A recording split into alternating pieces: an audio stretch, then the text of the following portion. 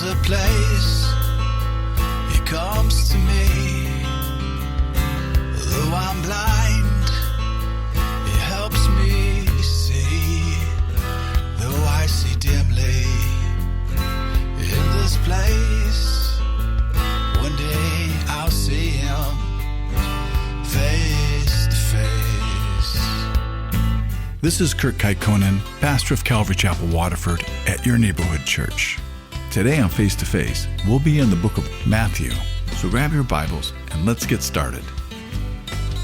If you want to hear this complete message in its entirety, go to yourneighborhoodchurch.com, where you can download Your Neighborhood Church app at the App Store. And here, with these last three parables, Jesus is no longer sitting on the boat. Now He's not speaking to the multitude on the shorelines, but Jesus is speaking here to His own disciples, and He's teaching them these last three parables.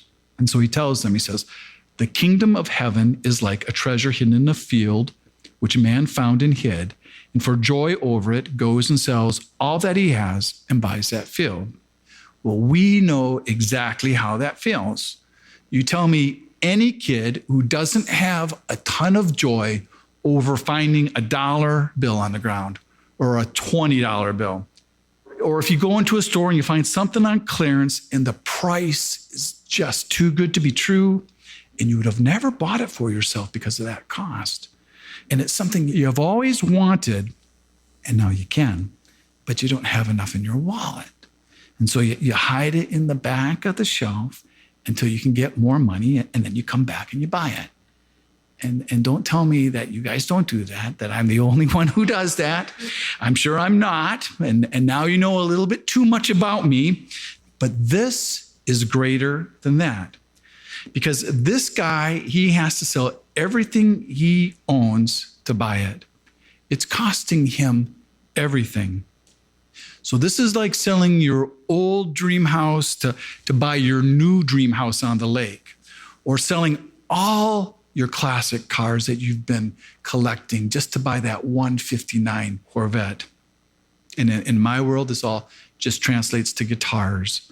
The traditional translation of this parable is about a man or a woman or a person who finds Christ, where that relationship with Christ is worth everything that he has, and it's worth everything he has to give up, everything he owns. And so in this view, we are that man, and Jesus is the treasure. And even though all this is true, that a relationship with Christ and our salvation is worth more than anything we have, this interpretation, it violates the scriptures in the idea that salvation is a free gift from God because we don't pay anything for it, and we don't give up anything to obtain it. Because the truth is that the sinner, he never finds Christ. It's Christ who finds the sinner. And so what this parable means, again, like the other parables that we read last week, Jesus is the man. And in this parable, again, the field here is the world, and which is consistent with that law of first occurrence or expositional consistency. And so this treasure that Jesus finds in the world is us. And believe it or not, we are his treasure. And Jesus, he is overjoyed to have us because Jesus, he's obsessed with us. He loves us. And to him, we are worth everything he has, even his very own life. Jesus left everything he had in heaven to buy this world. And it wasn't because he wanted to save the world, the earth, but he wanted the treasure that was in it, which is us. And that price for him to pay to buy this world, the price of the redemption of our sin was his life, and that was everything he owned. And Jesus didn't do it to save the planet, because in the end, the earth will be destroyed. But Jesus did it for the treasure. He did it for us. because you need to realize that the only things that will be saved out of this world, in fact, the only things that will be saved out of the whole universe is us. Everything else will be burned up. And then you have this next parable of the pearl of great price, and it has the same exact interpretation, where the merchant here is Jesus, and we are that pearl of great price, where again, Jesus sold everything he had to buy us. And what's interesting here is that pearls, they come from oysters, and oysters are unclean to the Jews. They don't eat shellfish. And so the Jews, they weren't interested in pearls. They were more interested in things like gems, like diamonds and sapphires. But pearls, they were valuable to Gentiles. So Jesus gave up everything he had to buy this Gentile treasure, which represents the church, Jesus's Gentile bride. And here again, that's us. And then Jesus tells us this last parable about the dragnet, which is not dragnet like Jack Webb and Sergeant Joe Friday, but it's just like it sounds. It's a net being dragged along the bottom of the lake behind the boat, which drags up everything that it comes across. So there'll be old boots and all the bottom feeder fish like the carp and the catfish and the dogfish. And then it's all brought up to the shore, and then they sort through it all, the good, the bad, the ugly. And so this is a lot like that parable of the wheat and the tares, where the wicked will be separated from the just, and then the wicked will be burned up into the furnace, which is the judgment of hell. And then we're told here what the judgment of hell looks like. And it talks about the wailing, which is speaking about the emotional torment of hell. And then there's the gnashing of teeth, which is the physical torment of hell. And then Jesus, yes, his disciples, if they understand these things, and they all said yes. And so Jesus tells them, he says, well, now you're ready to teach, because he's calling them scribes here. And a scribe is not only a person who copies the law, but the scribes in those days were people who also taught it. So now it's saying that the disciples, that they can teach the old things, which is the things that they had already known from the Old Testament, from the law. And now they can teach about these new things that Jesus has just taught them about. And that's exactly what these disciples will do. They will bring these teachings of Jesus to the whole world, and they'll write gospels and they'll write letters. And we're reading one right now, and we call it the New Testament. And we call the Christian faith the apostles' doctrine, because these are all the things that they learned from Jesus. All right. So before the parables, if you remember that Jesus' mother and his brothers, they came to take him away. And now Jesus, he's going back home to Nazareth. And so he goes to his old church, the synagogue where he grew up, and he teaches in his old church. And this is the second time in Scripture that he's gone to this synagogue and he's taught. But the first time was in Jesus' early ministry. And you can read about that in Luke chapter 4. And at that time, they rejected Jesus and they tried to kill him. They tried to throw him off a cliff. But this will be Jesus' final trip to Nazareth to try to reach these people who he grew up with. And it's because he loves them. And even though you see here that they don't really love him. And so after Jesus teaches them, they're all offended. And when you think of Jesus and you look at all the things he does and all the things he says and the way he teaches and how he treats people, you have to ask yourself, really, what is there to be offended about?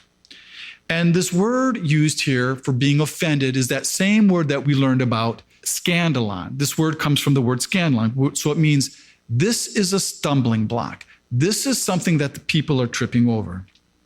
And they'll tell you, and you read it right here, that they were astonished by his mighty works and all his wisdom.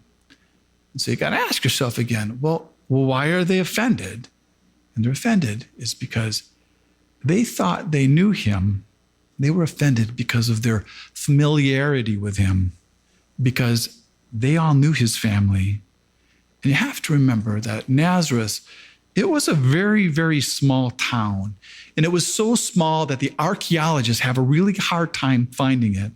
And so in this small town, everyone knows everybody. And you can read it here. They know the names of his mom. They know his stepdad. They know all his brothers and all his sisters. And they can name them all because they do. They name them. They probably knew which pew they sat in at the synagogue, though the men would be on one side and the women would be on the other side. And they even knew that Jesus was a carpenter, that he was the son of a carpenter.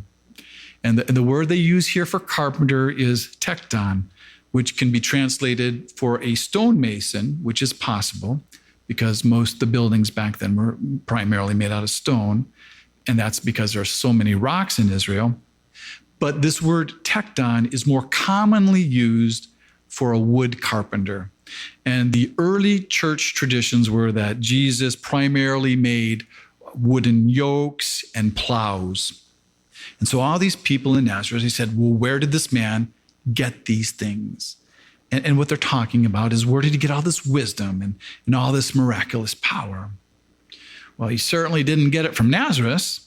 And that's their problem. Their problem is their familiarity. They only thought they knew him, but they didn't. They thought that he was like them. They only knew Jesus as a human. They did not know him as God. And they had never recognized that the Son of God was growing up among them, right in their midst. They just thought he was just like them. And there's a part where you really can't blame them, because Jesus, his own brothers, they didn't even recognize him. And that's because of their familiarity with him too. And the truth is, we can have the same problem where we can know everything about Jesus and we can think we know him. And that's because we grew up in the church, where we've heard about Jesus our whole lives and where we won't see him for who he really is. And it's because we're immune to it. And so we minimize him. So we don't see his power. And we minimize his power to actually work in our very own lives. And it's just like they did right here. Because it says right here, he didn't do many works there because of their unbelief. But if you had asked any of these people and you said, do you know Jesus? They would have answered, yes. Oh, yes. I know Jesus. He's the carpenter's son. But if you asked, do you know Jesus as the Son of God, who can do all things, who knows all things, who loves you with all his heart?